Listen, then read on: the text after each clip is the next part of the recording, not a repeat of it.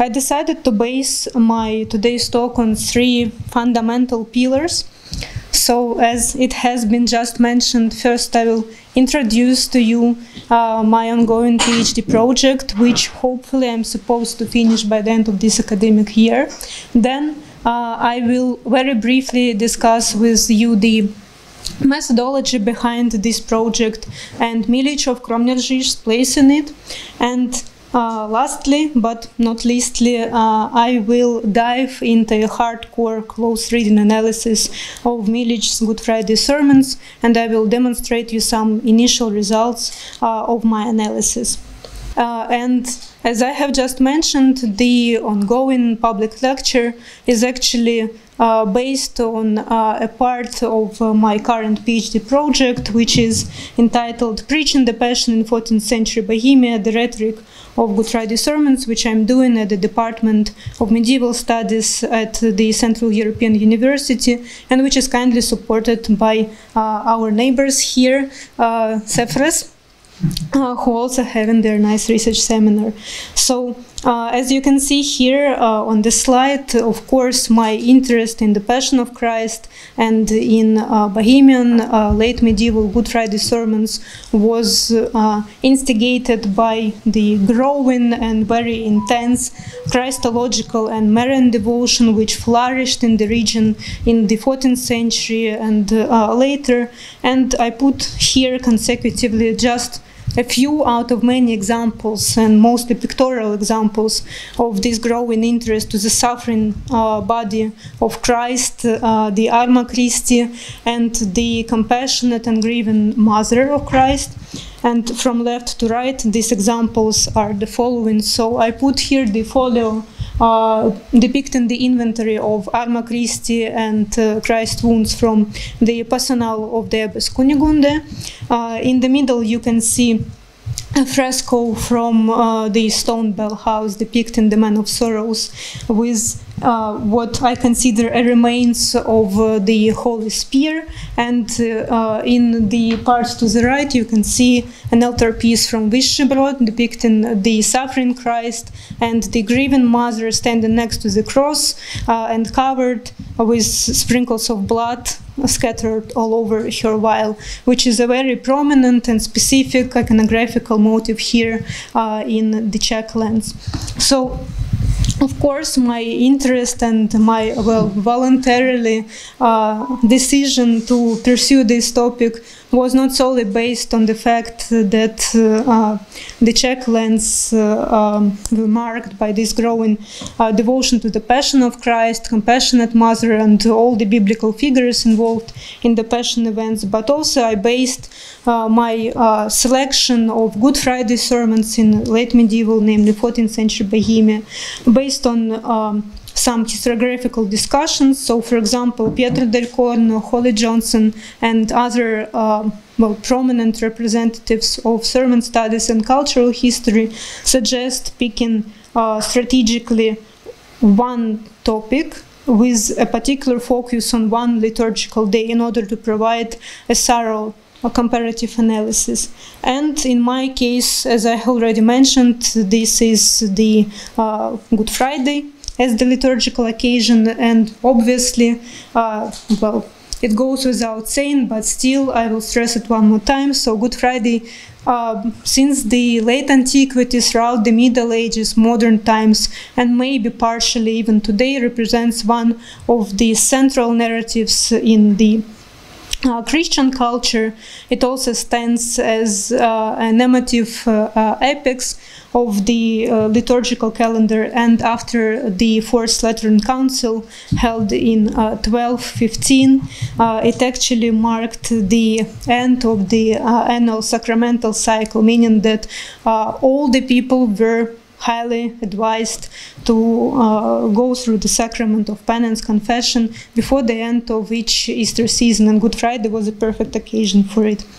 I must make a short methodological remark here, because throughout this lecture I will refer to, well, preaching the Passion in 14th century Bohemia or sermons for Good Friday in 14th century Bohemia, but actually the chronological framework of my project goes up till the end of the 1370s, because after that period, well, mostly sermons and those composed for Good Friday were somehow connected to the university debates between nominalists and realists, and also they were produced or again somehow connected to the activity of the early representatives of the Hussite movement, and together all of that represents a completely different genre functioning in a completely different historical context, and that is why it would require well, another 6 years and another doctoral dissertation for me to cover this topic. That is why I intentionally do not cover it. So if you came here to listen to some well, descriptions of the later materials, unfortunately I must upset you. Adhering to the well, interdisciplinary school of sermon studies, and more specifically to such pioneers in the field such as Nicole Berriot, David Derey, Jean Battalion, I perceive Good Friday sermons as well a so-called means of mass communication, and in our case it's, well, a radio tower or a TV channel, and I put here well, a picture of a little bit later event depicting Martin Luther preaching for Good Friday to his congregation. Still, I believe that this picture represents very nicely the very nature of late medieval sermons, which, as in our case, a certain radio tower operated in well, a vibrant cultural, social, historical context, which created some, well, cultural or literal or doctrinal expectations. And here I'm referring to well, Jauss's horizon of expectations, for instance. As a certain means of communication or mass media, sermons consequently transmitted a set of doctrinal, pastoral, cultural, social remarks and messages composed by the preachers, and obviously to do so they operated by a set of commonplaces, rhetorical tropes, rhetorical topoi, and so forth. Another methodological note, also related to the specificity of the field of sermon studies, which well, I am a member of, considers the very nature of the approach I'm following. This approach has been very nicely summarized by Beverly Main Kinsley in her introduction to the seminal volume published as the Sermon in 2000.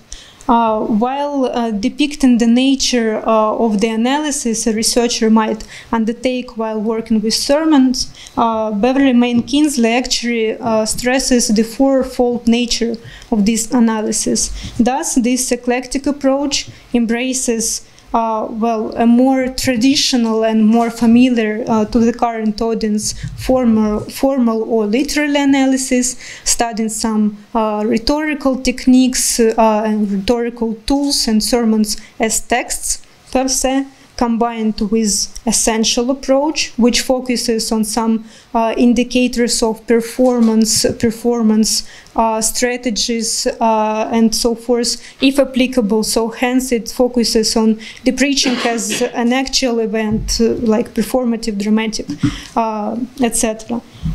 Then these two types of approach are combined respectively with historical contextualization, because we cannot look at any text without placing it in a particular historical, literary, political, and whatnot context. And finally, the functional approach, which Kinsley understands as the final intention of a given sermon, be it an emotive message or a certain pastoral message.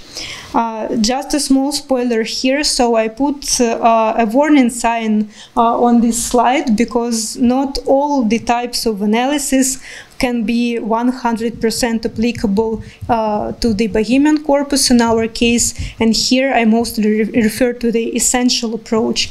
Unfortunately for me, the majority, well, if not all of the sermons I'm using for my analysis are actually models thereof, which means that a given acknowledged preacher composed a model of well, an ideal discourse for a given liturgical occasion for his less experienced or maybe lazy colleagues who would use these models while preparing their discourses for a given kind of audience at their desks.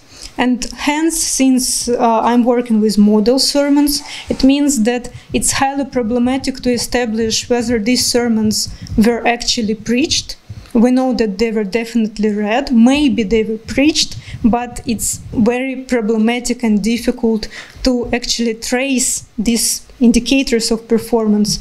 In the Bohemian milieu, it's super problematic because, unfortunately, for the period I'm dealing with, we do not have verbatim notes of well, Good Friday sermons from my corpus performed to any kind of audience, and we do not have repartitiones, meaning notes taken by a member of the audience, well, either in vernacular or in Latin, summarizing the content of the sermon.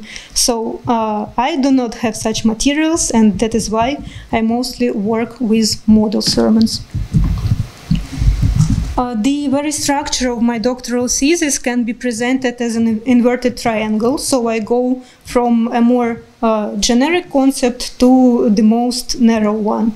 And that is why throughout the whole thesis I gradually aim to focus on Milíč by first placing well, him in a much bigger and broader context, namely I try to discuss, if not reconstruct, the shared discourse on the Passion, which was circulating in the Bohemian lands in the 14th century, and here I mark, well, up to the end of the 1370s. Then I narrow down the focus through the taxonomy of existing preaching models in the region, which were created either by the local preachers or by preachers who were invited here, or some acknowledged stars of the pulpit whose works were circulating here and then maybe reworked or received by the local audience. And I close up my analysis with a hardcore microbiographical close reading in-depth study of Milíč and his Good Friday model sermons. Before proceeding to this hardcore analysis, I would still love to emphasize several whys and hows.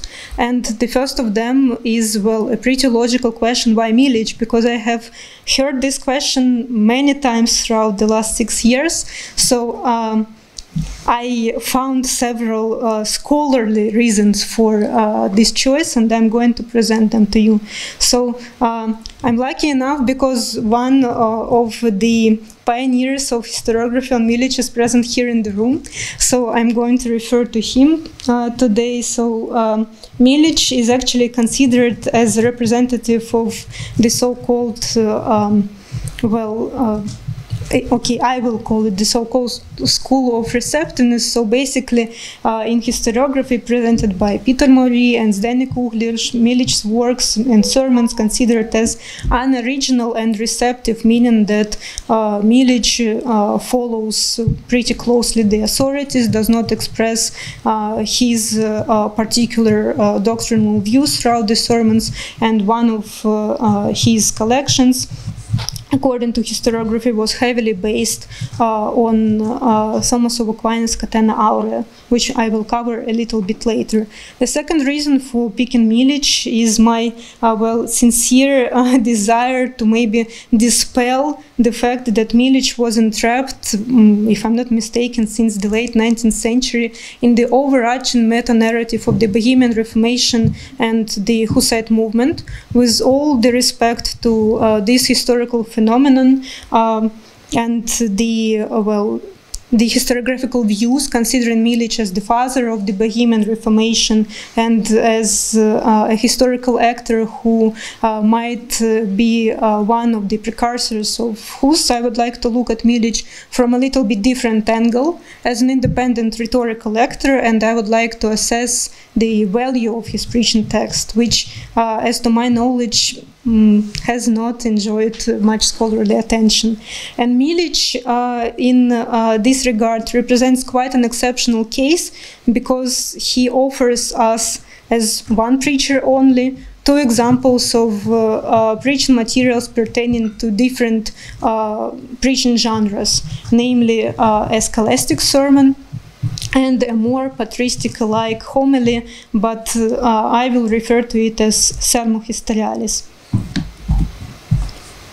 So now I would invite you to dive into the discussion of the first Good Friday preaching modality present in the earlier Milíč collection Abortivus, which comes from, well, approximately the first half of the 1360s. And by the way, I forgot to mention that among the four collections which historiography attributes to Milíč, I use only two of them, which I marked in green, and these are Abortivus and Gratia Dei respectively, because the authorship and, well, the very nature of the other two, Aurissa and Quadrigesimali, are pretty problematic. So in the case of Quadrigesimali, unfortunately, we do not have any colophon which would indicate that this collection is actually attributed to Milíč,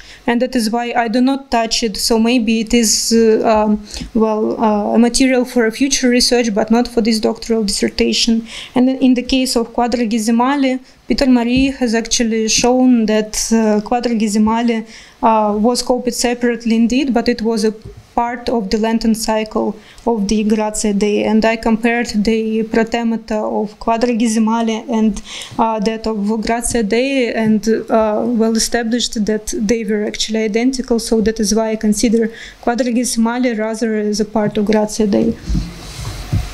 So coming back to the first preaching modality, which, as we will shortly see, represents a very nice example of the scholastic sermon.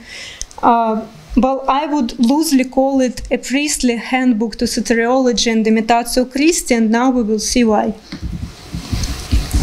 I did not expect the projector to be headed to the wall, so that is why maybe not all of you will be able to see this very dense and small table, so apologies for that.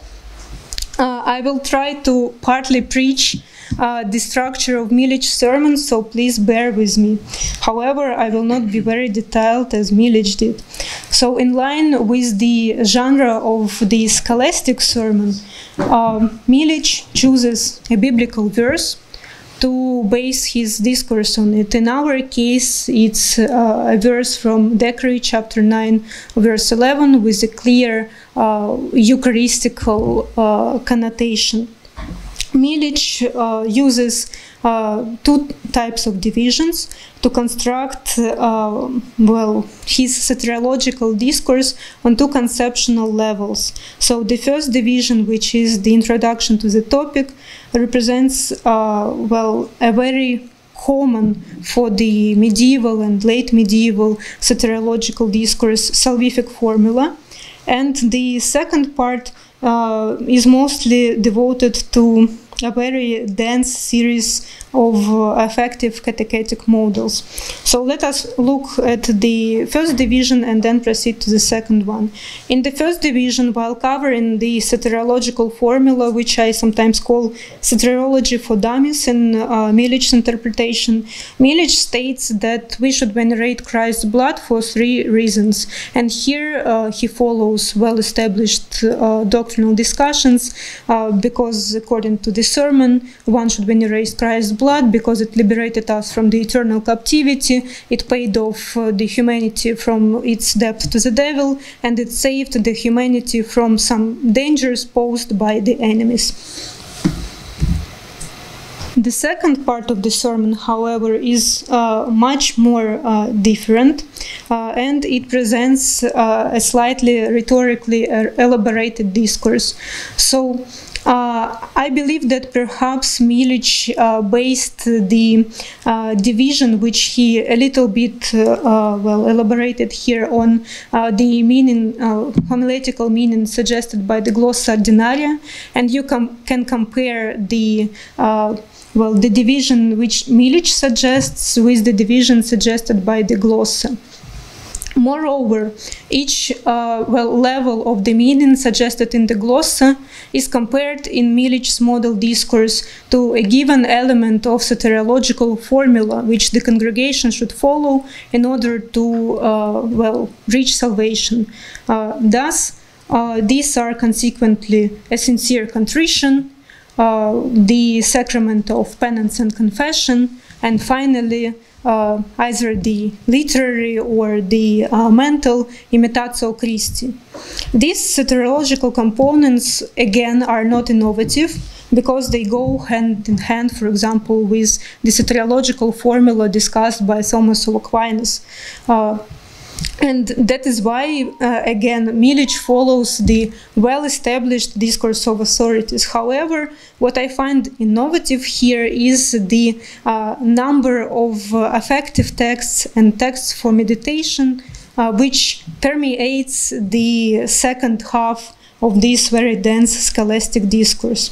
It should be noted, before I proceed to a close reading of one of these interesting examples, that again, as it was stated indeed in historiography, in general, this whole sermon is receptive indeed. So the question of originality in our modern sense is rather vain, and it has no sense because the number of the text of the sermon which is based on citing the authorities is more than 80% in Milíč discourse, and Milíč's input here is led to its minimum. So Milíč usually steps in to navigate the audience through the intricate chains of citations and biblical allusions, and only sometimes he steps forward to introduce a very laconic yet very precise and detailed pastoral commentary, which in turn is connected to Aquinas' salvific formula. So let us now look how this combination of affective texts and the homiletic meaning and salvific interpretation is transmitted in the third part of the main division of the sermon. So Milíč introduces the last component of the division of the thema, which is the destruction of perpetual death in regard to the elect, through a biblical allusion, a biblical exemplum, where he refers to Samson destroying the gates of Gaza, and when he came to a Gazite harlot. So the biblical episode from the Judges. Milíč follows, rather the Augustinian interpretation of the biblical characters, comparing Samson to Christ, destruction of the gates, to the destruction of the gates of hell, and the Gazite harlot to a sinful soul, which follows Christ in his enterprise and finally reaches salvation. After having introduced this biblical allusion, Milíč immediately inserts a huge excerpt from Egbert of Schönau's affective treatise, also known as Pseudo-Bernardin Stimulus Amoris. I will cite the whole yet slightly shortened paragraph so that you, together with me, feel its emotive power and also its power as a catechetic tool for meditation. Place the most divine cross upon my shoulders, nail my hands and feet to it, and clothe your servant with the entire form of the passion. Let my left hand be pierced by the nail of temperance, and my right hand by the nail of justice. Grant that my mind may continually meditate upon your law, and cast every thought upon you, and let the nail of prudence fasten my right foot, and let my left foot also be held by the nail of fortitude on the cross. So I shortened this authority. In fact, it is much longer.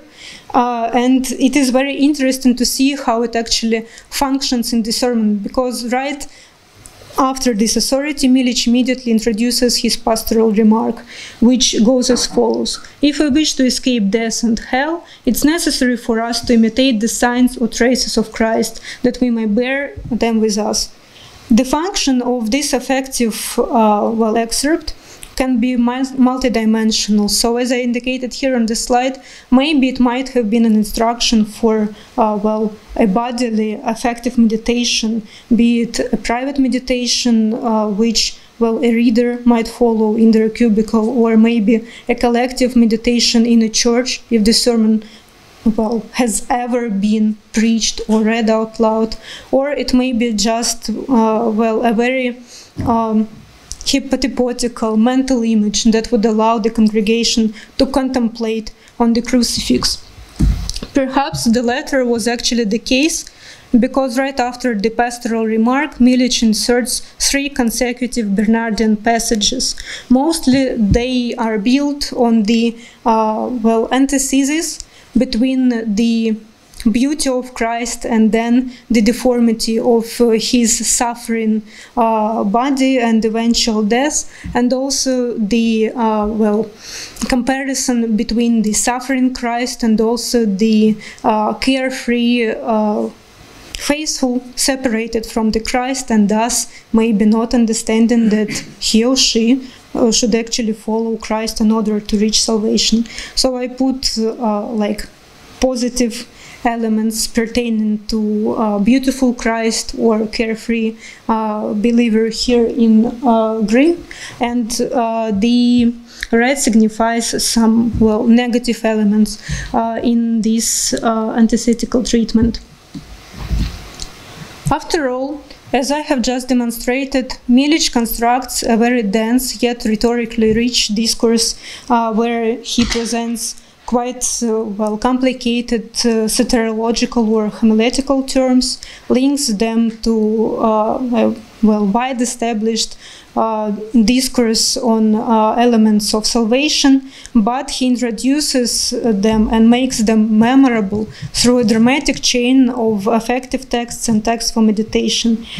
In this, he follows the recommendations of, for example, John of Wales, or maybe other preaching theorists. And here I would just cite John of Wales, who perceives the preaching and the sermon per se as a discourse based on divide and subdivide in an argument and establishing concurrences for it, because preaching is the Catholic instruction of the intellect and the charitable formation of the effect.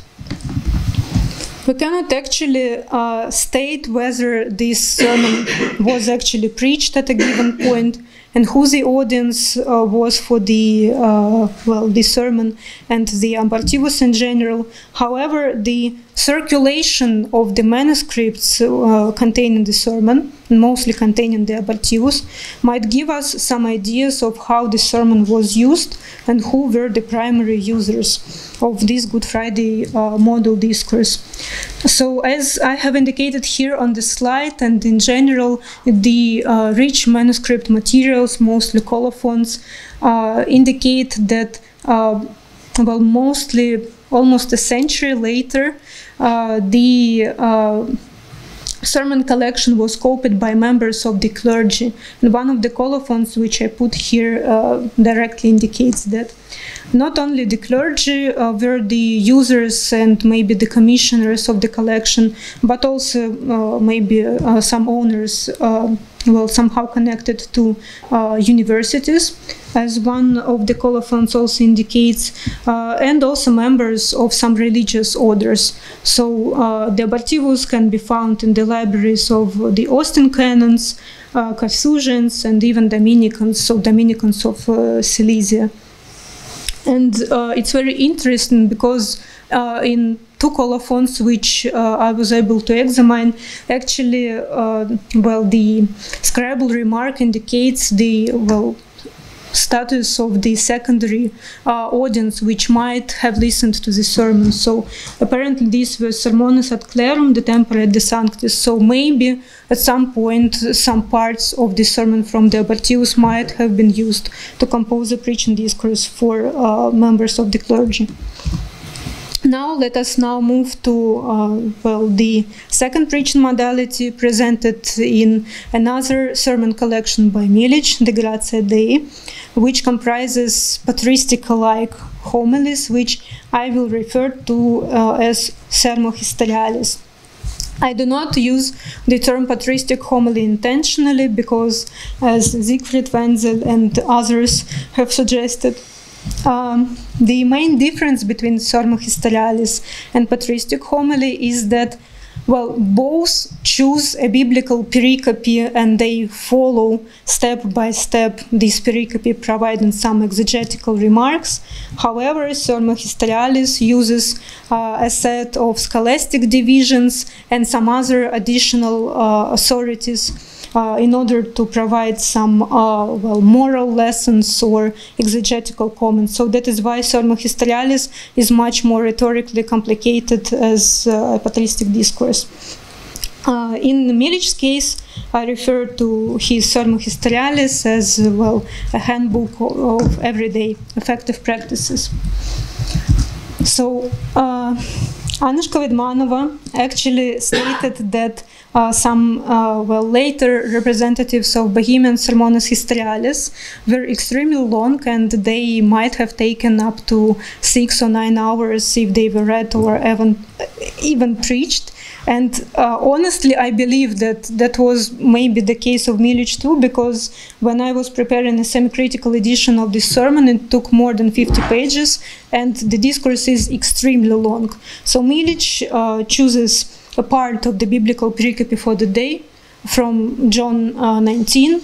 I do not remember the verse, but it's unus militum lancie latus eius aperuit et continuo exhibit sanguis et aqua, and covers all the events of the Passion from the evening of the Maundy Thursday up to Christ's death, deposition, and burial. I indicated here, well, the pastoral focus of each biblical scene Milíč follows, and some preaching aids, like literally preaching aids Milíč used. An important note should be made here. So Milíč bases his quasi well, patristic homiletic discourse on the concordance of all the four Gospels. And indeed, as it was stated in historiography, he uses Thomas of Aquinas' Catena Aurea, but he uses it only in the beginning and in the end of his discourse, so respectively the first scene, which I put on the table, and the last one, so mostly the deposition of the cross and the burial. The majority of the discourse is based on another authority, which is heavily used, and Milíč, well, very carefully hides behind it. However, it's not Thomas of Aquinas, it's Nicholas of Goran and his exposition of on the four Gospels. What I found, well, what I consider as a small discrepancy is the instances where Milíč interrupts Garanus and inserts again affective texts to make some homiletic messages or pastoral or doctrinal messages more memorable, to link them to maybe some contemporary experience, or to introduce some catechetic practices of private prayer, or how one should contemplate on the crucifix. So let us now look at these examples. The first examples I would like to bring to you deals with an example of a perfect prayer. And undoubtedly, who can teach you a perfect prayer if not Christ? So that is why this catechetical example is introduced almost at the very beginning of the sermon, when Milíč comments on Christ's anguish in the Garden of Gethsemane and his threefold prayer to the Lord. So as I put here on this slide, the discourse is very dense, so I will just try to very briefly summarize it. At some point, while covering this biblical episode, Milíč steps aside from Garanus' interpretation of the four Gospels and again inserts an excerpt of Egbert of Schönau's Stimulus Amoris. So I will not cite it here, and I put just a small excerpt of it so that you can feel the taste of this affective citation. Right after that, Milíč inserts his own pastoral remark, which goes right after a biblical verse from Luke 22. As Milíč states to his audience, "Behold, here is a pious prayer.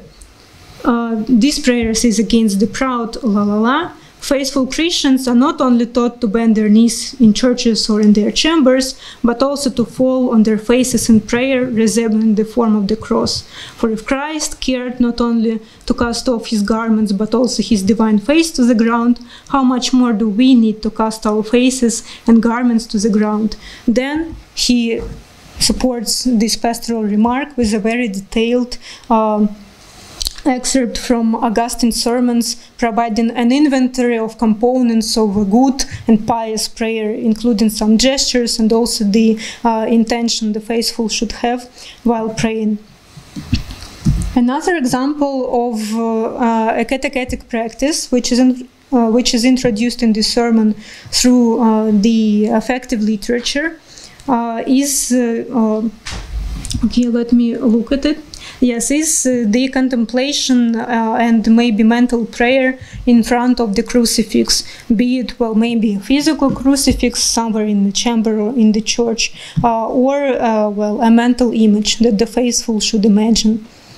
The first example and the second one actually appear when Milíč covers the story of Christ's crucifixion and, well, all the torments he had to undergo.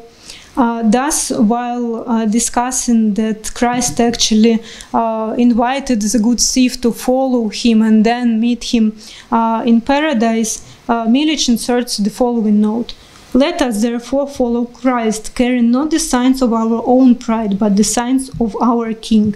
He follows Pseudo-Augustine's discussion, presenting good thief as, well, an exemplary meditator that looks at the crucifix and follows all the stages of torments Christ has undergone. Another example which also teaches the faithful how to contemplate on the crucifix is the Virgin herself. Here, Milíč well, introduces the very effective excerpt, which I put here on the slide, by using a sermon of Bernard of Clairvaux. In this paragraph, what is interesting, the Virgin presents not well, a passive observer who just witnesses the passion and grieves and feels all the pain and so forth, but who acts as an active core participant in the crucifixion and who follows literally Christ step by step. So, for instance, in Bernardian words, Milíč's sermon suggests such a discussion of the role of the Virgin. So, what would the Virgin do? What could she do if she stayed at home? So, obviously, she couldn't stay at home, and that is why the Virgin says, "I will stand and await the death sentence at Pilate. I will follow my son up to the Calvary. I will see the tearful eye. I will see with the tearful eyes how he is, well, fixed to the cross, and so forth. I will approach closer and stand beside the cross of my son Jesus. I will embrace him. I will kiss him. I will bathe him in tears. I will fix my eyes on my suspended son. See how he exits this world." So, The Virgin actually provides here a very relatable and a very understandable role model, which the faithful in the congregation would easily follow. So, together with the Virgin, I will do the same.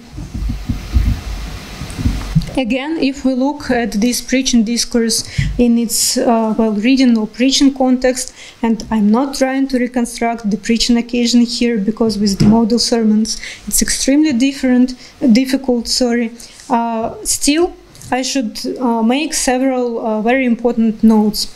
So, as Vedmanova noted, the genre of the Sermon Historialis was known to Bohemian readers in the 14th century, yet, according to her, it became widely popular and it became reproduced by the local authors approximately at the turn of the 15th century.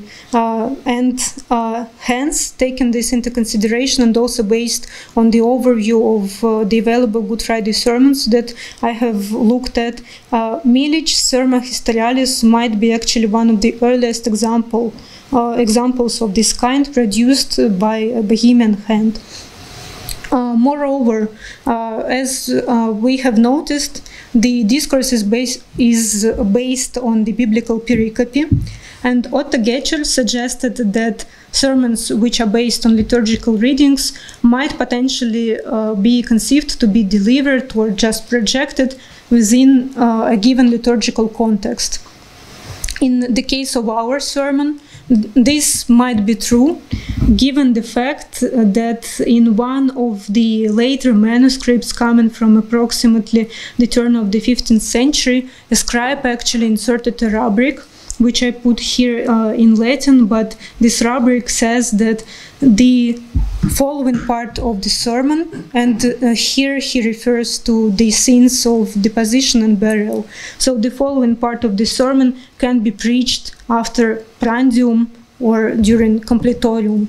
So we see a clear connection with the canonical hours. So maybe at some point this text might have been a part of the Good Friday liturgy.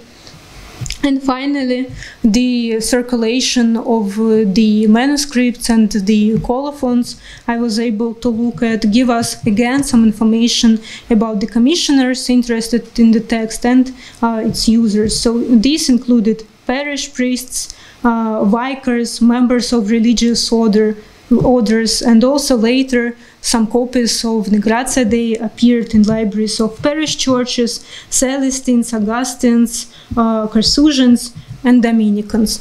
So we cannot state with a certainty what the audience, like the secondary intended audience of the sermon was, but we may see a little bit broader interest in the collection, which appeared later in the 15th century. After all, Milíč's fixation with the affective texts might be corresponding to the trend which one may notice in the works of Thomas Štítny.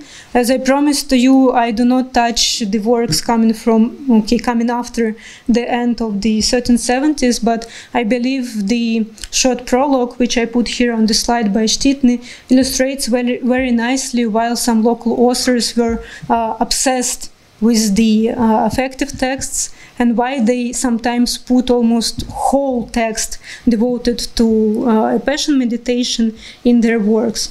So as Štítny argues, he follows step by step the stimulus amoris, again the hero of today's talk, to arouse religious fervor and to exhort the grace of his own heart and others, and to recall in a very detailed manner all the events of the Passion.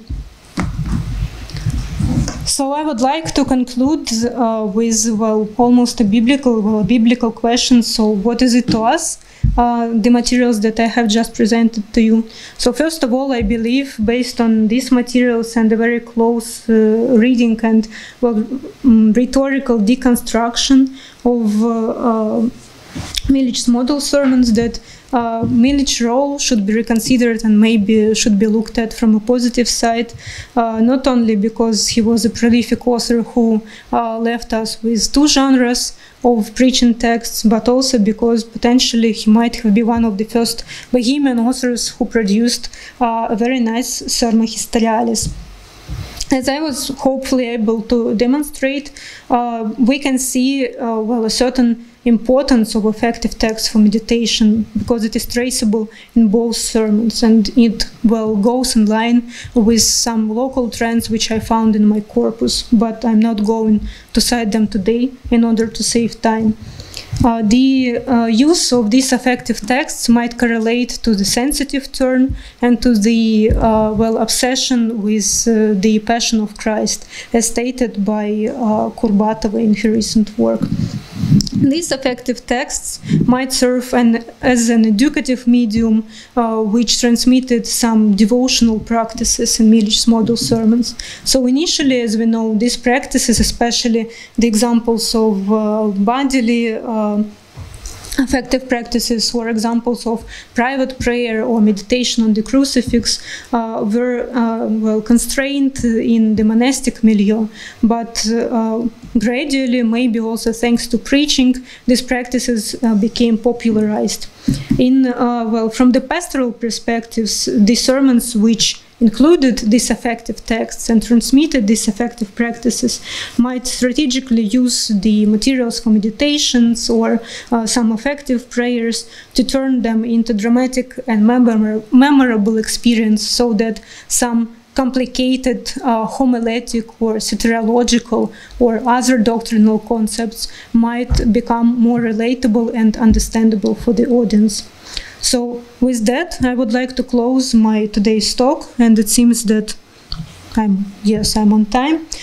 We have some time to your comments and questions, which I will greet very happy and gladly. And thank you so much for your attention.